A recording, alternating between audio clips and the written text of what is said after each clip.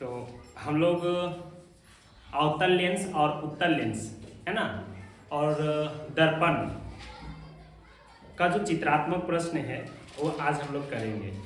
ये आपके बोर्ड परीक्षा के लिए काफ़ी महत्वपूर्ण होगा चित्रात्मक प्रश्न। यहाँ से एक सवाल आप लोग का 3 नंबर का पूछा जाएगा। तो देखिए, हम लोग पढ़ रहे थे दर्पण और साथ ही साथ पढ़ रहे थे दर्पण के साथ हम लोग लेंस, है ना। तो चित्रात्मक प्रश्न में हम लोग देखेंगे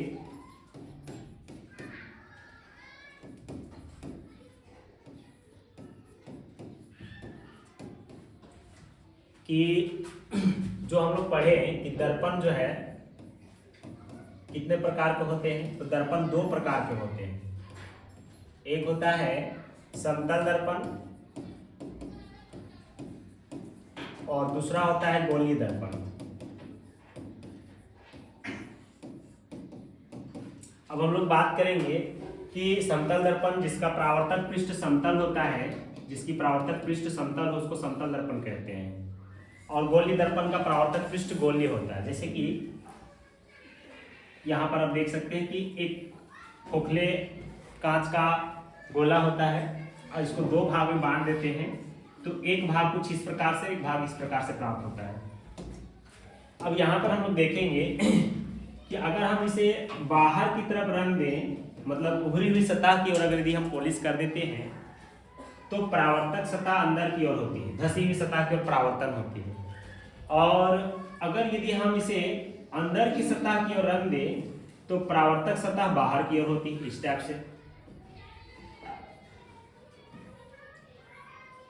तो यहाँ पर आप देखिएगा कि परावर्तन में बात करें हम लोग, दर्पण में परावर्तन की बात करेंगे तो ये परावर्तन जो होती है प्राय दर्पण में जब हम बात करेंगे तो समतल दर्पण और गोलीय दर्पण में, तो गोलीय दर्पण जो है आपका 2 प्रकार का हो गया।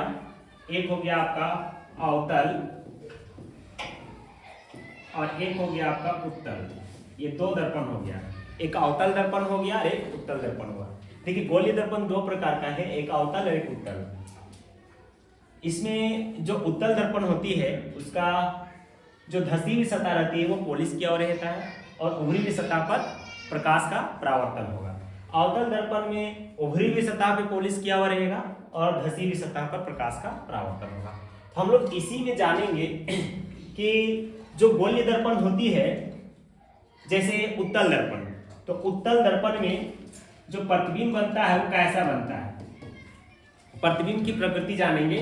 उत्तल दर्पण में प्रतिबिंब कैसा बनता है, अवतल दर्पण में प्रतिबिंब कैसा बनता है। तो चित्रात्मक प्रश्न में हम लोग देखेंगे कि अगर यदि हम सबसे पहले अवतल दर्पण को ले लेते हैं तो अवतल दर्पण की अगर हम बात करेंगे, अवतल दर्पण विशेष रूप से ध्यान दीजिएगा, बहुत इंपॉर्टेंट है ना, काफी इंपॉर्टेंट है अवतल दर्पण। यहां से एक सवाल पूछेगा तो आप देखिए कैसे इसको हम लोग करेंगे। सबसे पहले तो हम लोग को जानना होगा कि अवतल दर्पण में कितने प्रकार का प्रतिबिंब बनता है, मतलब कितने टाइप का प्रतिबिंब बन सकता है और कहाँ स्थिति हो सकती है उसकी। अगर मान लीजिए वस्तु की यानी ऑब्जेक्ट की स्थिति दर्पण में कहाँ रखने से किस तरह का प्रतिबिंब बनेगा, ये हम लोग उसकी प्रकृति नेचर के बारे में जानेंगे। तो आइए देखते हैं कि अवतल दर्पण में जो इसकी प्रकृति होती है क्या होती है।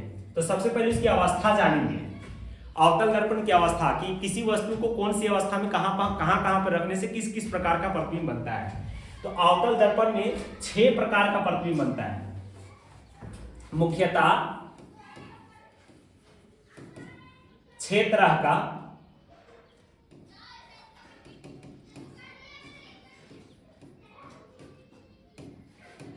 प्रतिबिंब प्राप्त होता है।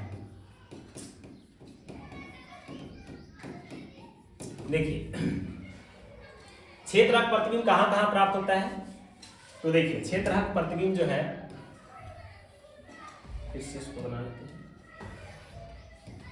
सबसे पहले अवतल दर्पण की परिभाषा है कि परावर्तक सतह धसी हुई रहती है और उभरी हुई सतह पे पॉलिश किया हुआ रहता है। तो ये हो गया आपका उभरी हुई सतह और इधर हम लोग कर देंगे पॉलिश। अच्छा, ये परावर्तक सतह का जो मध्य बिंदु होती है उसे हम लोग कहते हैं ध्रुव, जिसको P से सूचित करते हैं। परावर्तक सतह के मध्य बिंदु को कहा जाता है ध्रुव। और जब ये गोल दर्पण है तो गोल दर्पण का एक केंद्र होती है, खोखले गोले का भाग होता है ये, तो जहां से वक्रित होती है गोला का जो सेंटर होता है, गोले का जो सेंटर होता है वही उसका सी यानी वक्रता केंद्र कहलाती है। तो ये आपका हो गया वक्रता केंद्र, ये आपका वक्रता केंद्र हुआ, ठीक है, सेंटर ऑफ कर्वेचर हो गया। अब हम लोग देखेंगे कि ये सी और पी जो लाइन हम खींचे इसको काल्पनिक रेखा कहा जाता है, और ये काल्पनिक रेखा को कहते हैं मुख्य अक्ष, मुख्य अक्ष, इसको हम लोग प्रिंसिपल एक्सिस कहते हैं। तो प्रिंसिपल एक्सिस किसको कहेंगे, तो वक्रता केंद्र और ध्रुव, इसको इंग्लिश में पोल कहते हैं। ये जो ध्रुव होती है, वक्रता केंद्र होती है और जो ध्रुव होती है, ये दोनों के बीच से होकर जाने वाली, वक्रता केंद्र और ध्रुव से होकर जाने वाली काल्पनिक रेखा को मुख्य अक्ष कहा जाता है। तो ये विशेष हो गया, कुछ कुछ पॉइंट है जिसको याद रखना है। अब यहाँ पर हम लोग देखेंगे कि ये दर्पण कैसा है, तो ये दर्पण है अवतल। कैसे पहचान किए, अवतल का पहचान क्या है, तो बाहर की सतह पर अर्थात उभरी हुई सतह पर पॉलिश किया हुआ रहेगा और धसी हुई सतह पर इसका प्रकाश का परावर्तन होगा। अब देखिए यहाँ पर अवस्था की बात करेंगे तो वस्तु को कहां कहां रख सकते हैं हम, इसमें किस तरह का कितना टाइप का प्रतिबिंब बनेगा। तो सबसे पहले हम अनंत ले लेते हैं, सबसे पहले अनंत पर विचार करते हैं कि अगर हम कोई वस्तु को अनंत में रखते हैं, अनंत में अगर यदि हम रखते हैं किसी वस्तु को तो प्रतिबिंब कैसा बनता है। देखिए अनंत की स्थिति ऐसी है, डॉट डॉट से दिखा दे रहे, पहला कंडीशन अनंत में हो गया। दूसरा कंडीशन में मान लीजिए आपका वस्तु अनंत और वक्रता केंद्र के बीच में अगर है, ऐसे यहां पर रख सकते हैं, मतलब एक तो अनंत में कोई भी वस्तु अनंत में रख सकते हैं, दूसरा अनंत और सी के बीच में रख सकते हैं, और तीसरा आप यहां रख सकते हैं सी पे, तीसरा कंडीशन सी पे रख सकते हैं। चौथा देखिए यहां पर एक और चीज होती है जिसको कहते हैं फोकस। अब फोकस जो है आपका, जितने भी समांतर किरणें आएगी यहां से परावर्तन के बाद सभी फोकस से होकर के गुजर जाती है। तो फोकस से होकर मतलब कहते हैं कि मुख्य अक्ष के समांतर आने वाली प्रकाश की किरणें परावर्तन के बाद मुख्य अक्ष के जिस बिंदु से गुजरती है उसी बिंदु को हम लोग मुख्य फोकस कहते हैं। और ये फोकस की थोड़ा सा जानी जानकारी इसका क्या है कि वक्रता केंद्र का जो डिस्टेंस है, देखिए ये जो है डिस्टेंस है आपका P और C का जो बीच की दूरी है उसको वक्रता त्रिज्या कहा जाता है। देखिए ये हो गया आपका वक्रता त्रिज्या, P से लेकर C तक की बीच की दूरी को कहा जाता है वक्रता त्रिज्या, यानी इसको R कहा जाता है, कैपिटल R से सूचित करेंगे, इसको हम लोग कहेंगे वक्रता त्रिज्या, वक्रता त्रिज्या इसको कहा जाता है। तो ये आपका वक्रता त्रिज्या हो गया, यानी P से लेकर C की बीच के दूरी को कहा जाता है वक्रता त्रिज्या, और इसे R से सूचित करते हैं। और जस्ट इसका आधा होता है इसका फोकस। तो देखिए इसका फोकस जो होती है, फोकस दूरी यानी P और F के बीच की दूरी को फोकस दूरी कहते हैं, इसको छोटा f से सूचित किया जाता है और इसका नाम होता है फोकस दूरी। ये हो गया फोकस दूरी, फोकल लेंथ बोलते हैं। तो ये हो गया आपका फोकस दूरी। तो फोकस दूरी जो होती है वक्रता त्रिज्या के आधी होती है। एक सवाल पूछता है कि वक्रता त्रिज्या और फोकस दूरी में क्या संबंध है, तो याद रखिएगा वक्रता त्रिज्या और फोकस दूरी में, तो फोकस जो होती है वक्रता त्रिज्या की आधी होती है, मतलब r/2 होती है। ये याद रखना है, वेरी वेरी इंपॉर्टेंट। यहाँ से सवाल पूछता है कि अगर मान लीजिए वक्रता त्रिज्या अगर 40 है तो फोकस दूरी कितना होगा, तो उसका हाफ कर दीजिएगा 20 हो जाएगा। अगर पूछेगा कि तो फोकस दूरी 10 है तो वक्रता त्रिज्या कितना हो जाएगा, उसका डबल कर दीजिएगा यानी 20 हो जाएगा। तो चलिए यहाँ पर देखिए, पहला कंडीशन में वस्तु को कहाँ रखना है, अनंत में। दूसरा कहाँ रख सकते हैं आप, अनंत और सी यानी वक्रता केंद्र के बीच में। तीसरा रख सकते हैं सी पे, और चौथा रख सकते हैं सी और एफ के बीच पे, यहाँ चौथा कंडीशन हो गया। पांचवा कंडीशन में आप रख सकते हैं यहाँ एफ, पांचवा हो गया। और छठा आप रख सकते हैं पोल यानी ध्रुव और एफ के बीच में। इस तरह से छठा कंडीशन आपका 6 तरह का जो है अवस्थाएं हो सकती है इस दर्पण में, और 6 अवस्था होगी तो 6 तरह का प्रतिबिंब भी आपको प्राप्त होगा। मतलब आप यहाँ पर खड़े रहेंगे अनंत में तो आपको अलग प्रकार का प्रतिबिंब दिखाई देगा। दूसरा स्थिति यहाँ पर अगर आप खड़ा रहते हैं अनंत और सी के बीच में अगर रहते हैं तो आपको कुछ अलग ही प्रकार का दिखाई देगा। सी में रखिएगा तो आपका फिगर कुछ और ही दिखाई देगा। सी और एफ के बीच में रखते हैं तो प्रतिबिंब की कंडीशन कुछ और होगी। फिर इसी तरह से एफ में रखिएगा तो कुछ और दिखाई देगा। एफ और पी के बीच में रखिएगा तो यहाँ भी कुछ अलग प्रकार का प्रतिबिंब देखने को मिलेगा। मतलब 6 तरह का प्रतिबिंब इसमें प्राप्त होती है। तो चलिए 6 तरह का प्रतिबिंब कहाँ कहाँ बनता है, कैसे कैसे बनेगा, इसको बनाएंगे कैसे, इसके बारे में हम लोग थोड़ा जानकारी प्राप्त करते हैं कि आगे क्या करेंगे इसमें। सबसे पहला कंडीशन हम लोग रखते हैं, जब वस्तु, पहला नंबर में, जब वस्तु अनंत पर स्थित हो,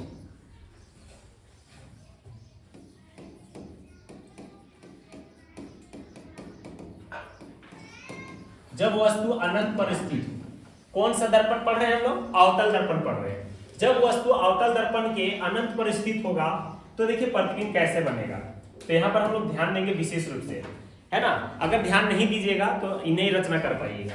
विशेष रूप से आपके पास प्रेकल होगा तो प्रेकल से क्या कीजिएगा, एक ऐसा चाप खींचिएगा, है ना, ज्यामिति का रचना कीजिएगा। और ये ज्यामिति आपका यानी आधा सर्कल टाइप से बनाइएगा और एक प्रिंसिपल एक्सिस दे दीजिएगा यहाँ पर, मुख्य, जिसको मुख्य अक्ष कहते हैं। और उसके बाद जैसे फिगर बनाते थे, यहाँ परावर्तक सतह के जो मध्य बिंदु होता है वो उसकी पोल कहलाता है, ध्रुव, और पीछे तरफ रंग देना है। अगर रजरित नहीं करिएगा, रजतित का मतलब होता है रंगा हुआ, देखते हैं ना दर्पण के पीछे साइड रंगा हुआ रहता है, पॉलिश किया होता है। अगर पॉलिश नहीं कीजिएगा तो परावर्तन की घटना नहीं होगी। परावर्तन तभी होगा जब एक तरफ पॉलिश किया रहेगा, नहीं तो प्रकाश क्या होगा, आर पार हो जाएगा, यानी पारदर्शी हो जाएगा।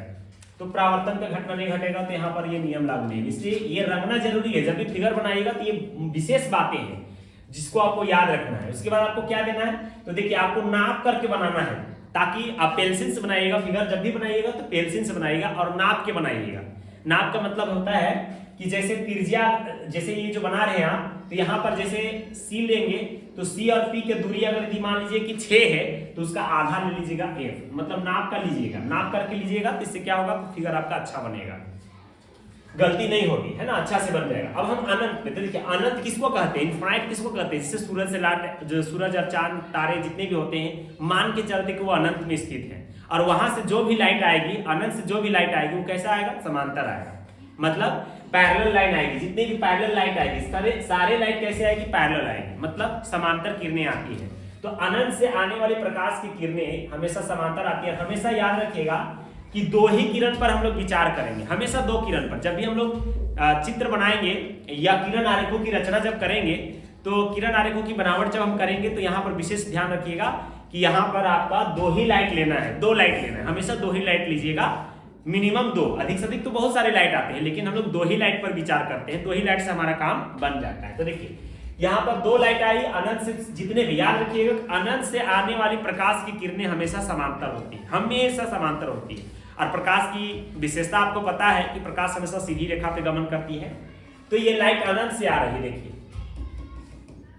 अनंत से आ रही है। और आपको पता है कि अनंत से आने वाली प्रकाश की किरणें परावर्तन के बाद मुख्य फोकस से होकर गुजर जाती है। कुछ विशेषताएं याद रखिएगा कि अनंत से आने वाली प्रकाश की किरणें, अनंत से आने वाली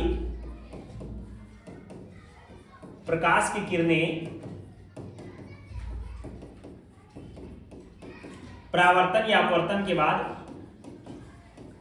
परावर्तन के बाद मुख्य फोकस से होकर गुजरती है।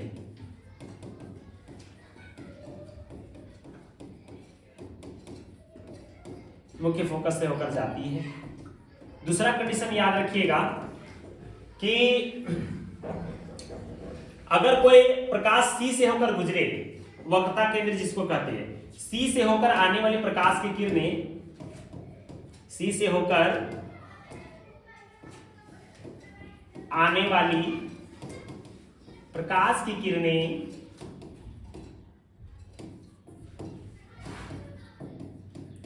परावर्तन या अपवर्तन के बाद उसी माध्यम में वापस लौट जाती है, सी से ही वापस लौट जाती है, सी से ही वापस लौटती है, या उसी माध्यम में वापस लौटती है।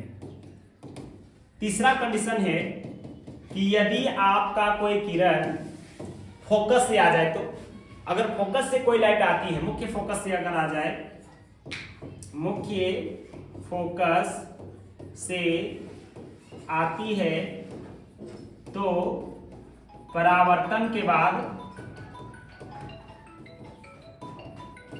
मुख्य अक्ष के समांतर हो जाएगी।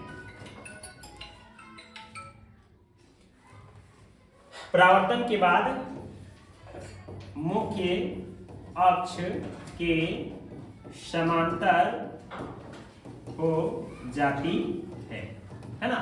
ये तीन बातें विशेष रूप से याद रखिएगा कि अनंत से अगर यदि कोई लाइट आएगी, अनंत से अगर अनंत से आ रही है, इनफिनाइट से कोई किरण आ रही है, तो परावर्तन के बाद किधर से जाएगा, तो मुख्य फोकस से होकर चला जाएगा। दूसरा, अगर सी से कोई लाइट आएगा, मान लीजिए सी से, तो सी से आने वाली प्रकाश की किरणें परावर्तन के बाद उसी माध्यम में वापस चली जाएगी। और तीसरा हो गया कि मुख्य अक्ष, जैसे मुख्य फोकस है, मुख्य फोकस यानी एफ, तो एफ से होकर मान लो कोई लाइट आया, तो एफ से होकर आने वाली प्रकाश की किरणें परावर्तन के बाद मुख्य अक्ष के समांतर हो जाएगी। मुख्य अक्ष कौन सा है, ये है आपका मुख्य अक्ष, प्रिंसिपल एक्सिस इसको कहते हैं इंग्लिश में, है ना। तो मुख्य अक्ष के समांतर हो जाएगी। अब देखिए यहाँ पर, अब देखो ध्यान से देखना है, यहाँ ये कैसा आ रहा है, समांतर, पैरेलल आ रही है। जब पैरेलल आती है तभी यहाँ देखिए इस कंडीशन में अनंत से आने वाली प्रकाश की किरणें, अर्थात अनंत से आने वाली प्रकाश की किरणें, या फिर बोलेंगे इसको समांतर, है ना, मुख्य अक्ष के समांतर यहाँ लिखेंगे ज्यादा बेटर होगा। मुख्य अक्ष के समांतर, मुख्य अक्ष के समांतर आने वाली प्रकाश की किरणें परावर्तन के बाद मुख्य फोकस से होकर के चली जाएगी। तो देखिए ये कहां से चली जाएगी, तो ये आपका चली जाएगी यहां से, ये फोकस से होकर चली जाएगी, ऐसे ऐसे, है ना। और डायरेक्शन देना ना भूलिएगा, है ना, अगर डायरेक्शन नहीं दीजिएगा तो गलत हो जाएगा। जैसे परावर्तन होती है ना, तो लाइट उधर से आया तो डायरेक्शन दिखाए कि उधर से आ रही है, टकरा करके किधर जा रही है ये भी दिखाना जरूरी होता है। अगर आप नहीं दिखाएगा तो पता नहीं चलेगा किधर आया, टकराया किधर और गया किधर, है ना। ये विशेष रूप से ध्यान देना है। तो कहां पर कटा, देखिए मुख्य फोकस पर कट गया। अनंत से आने वाली प्रकाश की किरणें कहां पर कटी, मुख्य फोकस पर, तो मुख्य फोकस से होकर चली गई। तो जहां पर ये कटती है, प्रतिबिंब का निर्माण कैसे होता है, जब प्रकाश की किरणें परावर्तन के बाद जहां पर कटती है, जिस जगह पर मिलती है, वही उसका प्रतिबिंब बनता है। तो चाहे वो वास्तविक कटान से बने, चाहे वो काल्पनिक कटान से बने, तो परावर्तन या अपवर्तन के बाद प्रकाश की किरणें जहां मिलती है या मिलती हुई प्रतीत होती है, वही उसका प्रतिबिंब कहलाता है।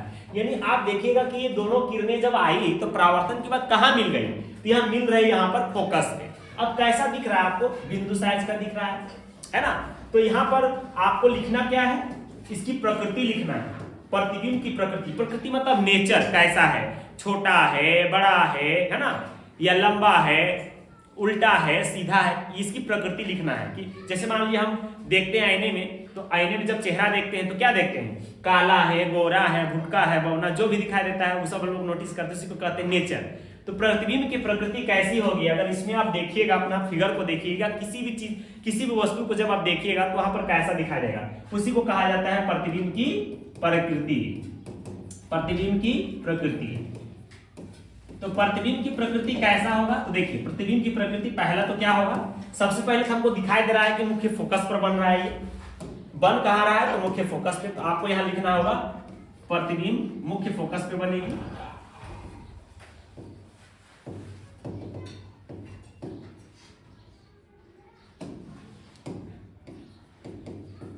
प्रतिबिंब मुख्य फोकस, जिसको F कहते हैं, F पर बनेगा। दूसरा क्या होगा, साइज इसका देखिए, आकार कैसा दिख रहा है, बिंदु साइज का, यहां लिखिएगा बिंदु साइज का बनेगा प्रतिबिंब।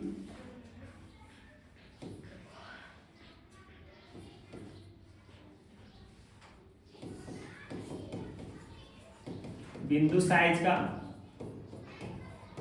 तीसरा क्या है, ये वास्तविक बनेगा, क्योंकि वास्तविक कटान से बना है तो वास्तविक बनेगा। काल्पनिक वाला कैसा होता है, ऐसे ऐसे होगा, तो वास्तविक बनेगा। और जब वास्तविक होगा तो उल्टा भी होगा, तो चौथा पॉइंट हो जाएगा इसका उल्टा बनेगा। तो ये इसकी प्रकृति हो गई, यानी सभी का, जैसे 6 प्रतिबिंब बनेगा, 6 की ऐसे आपको क्या लिखना है, तो प्रतिबिंब की प्रकृति लिख देना है। तो ये जब फिगर बनाइएगा तो अपने आप आपको पता चल जाएगा कि यहाँ पर उल्टा हो रहा है, सीधा हो रहा है। वास्तविक से बनेगा तो वास्तविक कटान ऐसा होता है, ये हो गया वास्तविक कटान। काल्पनिक कटान ऐसा होता है, ऐसे कल्पना से। तो काल्पनिक जब होगा तो हमेशा सीधा होगा, और अगर वास्तविक होगा तो हमेशा उल्टा होगा। तो प्रतिबिंब कहाँ बन रहा है, देखिए मुख्य फोकस एक पर बन रहा है, कैसा बन रहा है, बिंदु साइज का बन रहा है, और वास्तविक बन रहा है और उल्टा बन रहा है। तो ये इसकी विशेषता हो गई कि अगर हम अवतल दर्पण में अनंत पे किसी वस्तु को रखते हैं तो प्रतिबिंब कहाँ बनता है, मुख्य फोकस पर बनेगा, वास्तविक बनेगा, उल्टा बनेगा, बिंदु साइज का बनेगा। ठीक है, अब आते हैं हम लोग दूसरा सवाल पे, दूसरा कंडीशन में कि अगर हम वस्तु को मान लेते हैं दूसरा कंडीशन में, जब वस्तु अवतल दर्पण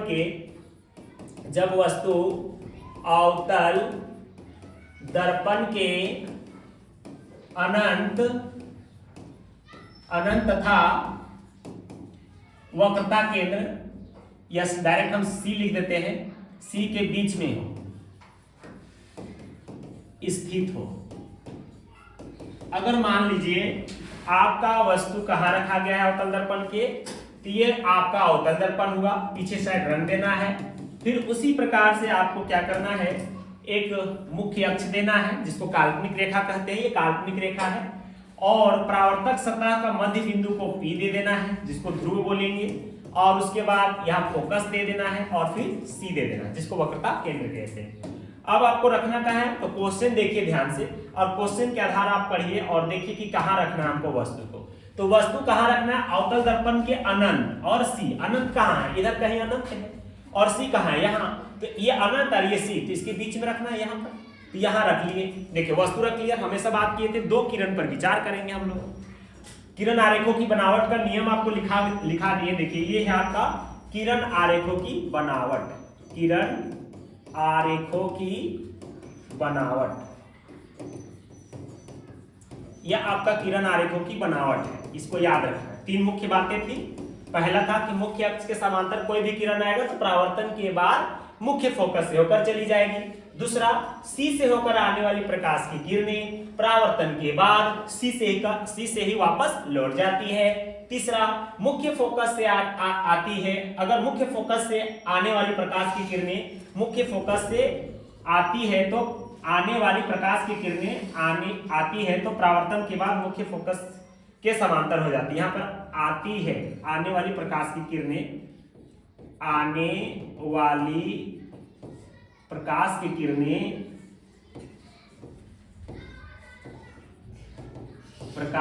किरणें परावर्तन के बाद मुख्य अक्ष के समांतर हो जाती है। ये तीन किरण आरेखों की बनावट है, जो विशेषता है इसकी, इसी से हम लोग इसको बनाएंगे। तो यहाँ पर इस फिगर में हम लोग कहाँ रखे हैं वस्तु को, अनंत और सी के बीच में रखे हैं। तो अनंत और सी के बीच में रखे हैं, तो देखिए अब यहाँ हमेशा याद रखिएगा एक किरण पैरेलल जाएगा, छह कंडीशन में, 6 तरह का 6 अवस्थाएं हैं,